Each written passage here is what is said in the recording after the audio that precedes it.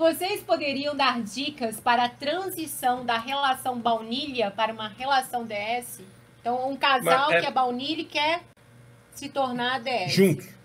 É isso, né? Bom, é o seguinte... Então, é legal juntar com outra pergunta que tem aqui, ó, porque ela também é o BAU que está indo para o BDSM. Que a Carola que perguntou, é importante a negociação entre um casal BAU que está migrando para o BDSM? Bom, por parte. Então, vamos falar sobre essa transição, então. Olha, eu vou dizer uma coisa. Uma das coisas que eu reputo como mais... de maior dificuldade aliás, nessa coisa de ser humano, é achar o parceiro. No BDSM, para um sócio, para um amigo, uma relação BAU, companheiro de vida, qualquer coisa. Achar gente, não vou nem entrar no mérito da escassez de gente boa no mundo, que esse mundo anda meio carente de gente boa. Eu estou falando de escassez, da dificuldade de compatibilidade. Você tem a escassez, porque a gente vive num mundo cheio de gente vazia, cheio bom, e é difícil você achar alguém que realmente vale a pena. E depois disso, você tem que, dentro dessa meia dúzia de 3 ou 4, achar alguém que seja compatível com você.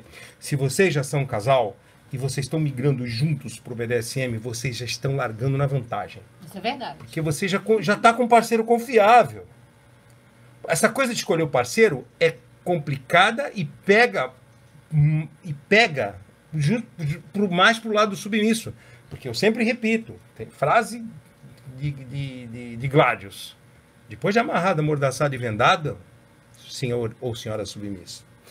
Senhor submisso ou senhora submissa. Você só resta torcer para ter feito uma boa escolha pelo parceiro. Porque se não fez, aí não adianta rezar. Não, pode rezar. Mas você tem que escolher bem o seu Deus nessa hora. Porque se for o Deus do livre-arbítrio, vai vir 2 mãozinhas divinas e falar assim, ó, escolheu, né? Capricha na próxima. Fui duro demais? Porra! Desculpa, eu tô aqui para dar porrada. Esse é meu lado. Se eu tenho um lado sádico, é isso. Quem acompanha a gente aqui, né? Porque eu tô vendo algumas pessoas novas e não tal. Esquece que a gente não pode sair da pergunta. Quem acompanha aqui, a gente fala que quando você tá numa relação baunilha, escolher um bom parceiro é fundamental, né? A gente tem notícias aí todos os dias nos jornais de tragédias acontecendo. Agora, no BDSM, você tem que ter mais cuidado ainda, porque você vai estar amarrado, amordaçado. Amordaçado e amarrado, porque vai ser menino também. Eu sei de mais de um caso de Domi que foi violentada pelo submisso numa sessão. Que era assim uma coisa de primeira, e aí? O cara virou o jogo pra cima dela com a truculência, e aí? E aí? Enfim... Cadê o BDSM nessa hora? Cadê o... né? Então, mas você tem que tomar cuidado. Por isso que a gente fala, vai conhecer um dominador, vai conhecer uma domi. Pô, leva um amigo, leva uma amiga. Se o dominador ou a domi falar assim, eu não quero. Não, tô falando tô falando do perigo todo. E outro, um dominante pode se envolver com uma submissa psíquica, que ele dorme e acorda também. Com o pescoço cortado, sei lá. Então, assim, saber. Em qualquer tipo de relacionamento, você pode ter problemas. Agora, no BDSM, em função das práticas, de você poder estar amarrada, amordaçada, as coisas podem ficar um pouco piores. A Giovana não foi a que fez a pergunta para nós? Ela falou assim, a pergunta não era realmente pessoal, era mais sobre cenas, sobre a relação. Como assim? Eu não sei, vai atrás disso. Próxima pergunta. Mais alguma pergunta? A gente estava falando da negociação. Casal baunilha Então, vocês já largaram na vantagem. E agora é só não misturar as coisas e seguir o aprendizado juntos. Sendo que não se esqueçam que a parte que domina é sempre a parte mais responsável e a parte mais complexa do que a questão do aprendizado. Porque quem segue o submisso vai na onda do dominante. Assim, igual perguntaram, uma parte da pergunta que foi da outra foi dicas, né? Pra quem tá indo do baunilha pro BDSM. As dicas... mas aí você vai juntar na do casal. Porque a primeira baunilha foi essa de dicas e a segunda baunilha foi mas aí negociação. porque uma coisa é a pessoa entrando no solo, outra coisa é a pessoa entrando no casal. Nos dois casos é casal. Mas sim, então a gente tem que fazer a dica do casal. Então, para quem tá, para quem tá entrando, o casal que tá entrando no BDSM, qual a dica que você dá? Estude, não tenha pressa. Conheça pessoas, não tenha pressa. Frequente eventos, não tenha pressa. Coloque o bom senso antes de cada decisão, da próxima decisão. E, por fim, não menos importante, não tenha pressa. Isso vale para solteiros e casados. Agora, os casados, é estudar e ir brincando. Eu acho que, inclusive, antes de entrar numa relação de poder, deveriam explorar mais a camada dos fetiches. Isso que eu ia falar. Entendeu? Antes de vocês entrarem no BDSM assim, para valer, com tudo, vocês têm que viver mais a parte das fantasias um do outro e se descobrirem, porque vocês estão descobrindo juntos as coisas. A Thalita Maternidade Agridoce. Dica para o casal, conversem muito.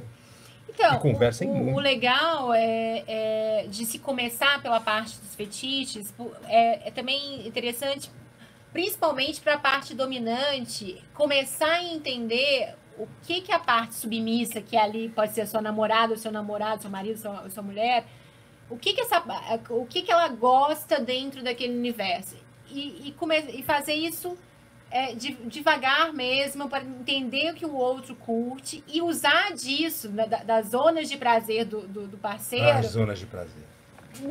Para dominá-lo, né? Você vai usar aquilo que ele gosta, aquilo da onde vem o prazer dele, para usar a sua dominação. E dominar alguém é um processo lento, que exige estudo. Então, vai aos pouquinhos. Tem uma dica importante. O quê?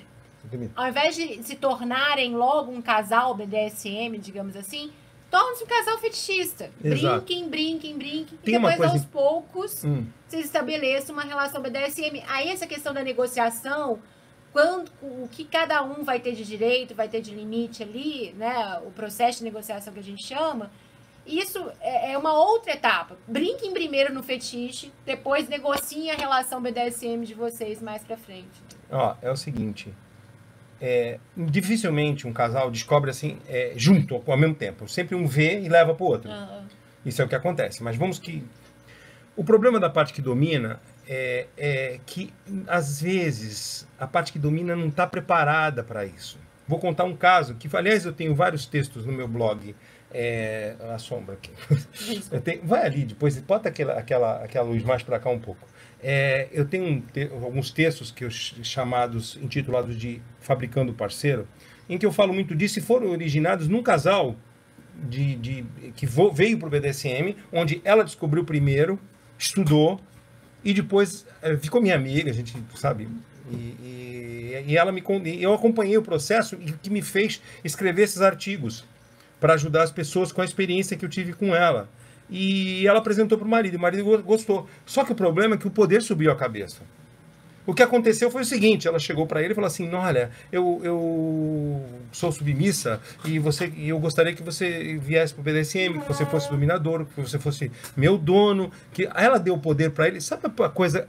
Aí ele apresentou materiais para ele estudar, e ele começou a ler, estudar. A primeira coisa que ele foi, ato de poder dele, falou assim, legal, gostei disso de ser dominador, então ela pode trazer sua irmã aqui para se submeter junto com você.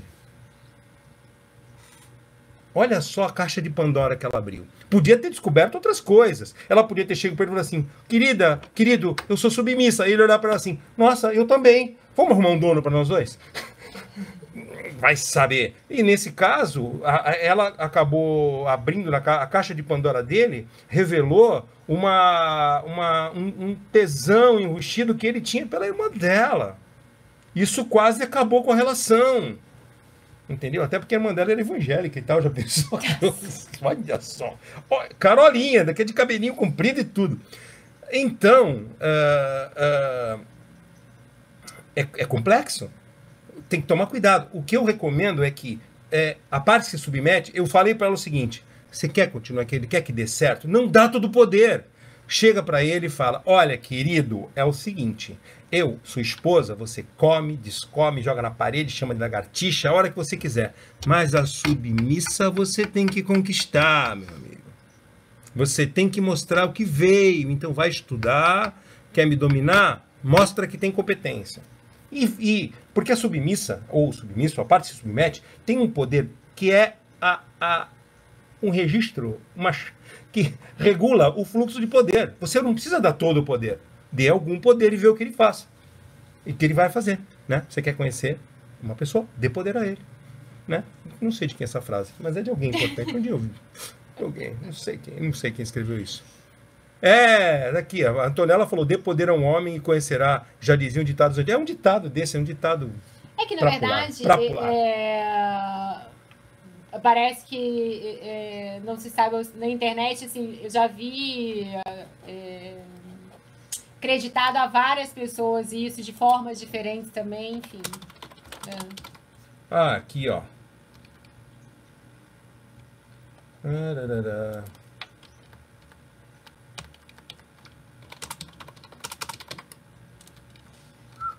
Vamos ver se a gente acha aqui.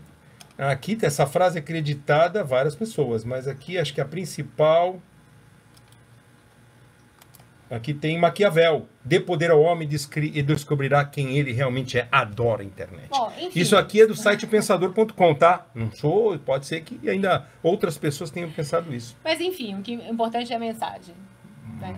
Mas bem que isso me irrita um pouco na internet, as pessoas divulgarem as coisas, mesmo sabendo os autores e não colocam. Mas a gente vai procurar, mas eu não lembrei. A Antonella também lembrou da frase. Mas é que eu tô falando. Vamos dar crédito. Tem várias coisas que se perdem na internet porque a gente não dá o devido crédito, né? Então, enfim, se perde, a gente não sabe quem falou ou deixou de falar. A Janinda falou, Dom Gladius está tirando sarro do curativo da águia, mas onde ele estava que não fez o curativo e cuidou para não se machucar? Eu peguei limão e sal e vinagre para fazer o curativo, mas aí ela correu de mim. Brincadeira. Gente, ele não é tão sádico assim, não, tá? Não. A Andréia falou assim comigo, saudades, boa noite, Sr. Glass, águia, saudades em ouvi-la, sou uma SW masoca, acredito no que nível hard, e não me vejo sem isso. Gosto dessas. Como tu consegue, águia? Meu dominador é essa. Mas sabe o que é, André? Como eu falei aí, né, meus gostos mudaram. Antes eu era masoca e hoje eu não sinto o torque hoje na relação, ele não vem do spanking, ele vem digamos assim, da presença dele. Da minha presença? Eu gosto de ser colocada de joelhos, entendeu? É verdade. Mas não via spanking. Existem outras formas de se fazer isso. Eu realmente, eu tenho como é SW, a minha parte que se submete, ela tem um perfil realmente de escrava, rebelde e tal, que gosta de ser colocada no chão. Mas tem outras formas, não necessariamente spanking.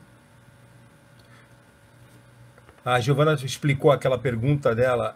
Por exemplo, você falou que não é tão masoquista quanto era antes, mas as coisas mudaram. Gostos que mudam durante a relação DS. Desculpa. Mas os gostos mudam, as pessoas mudam.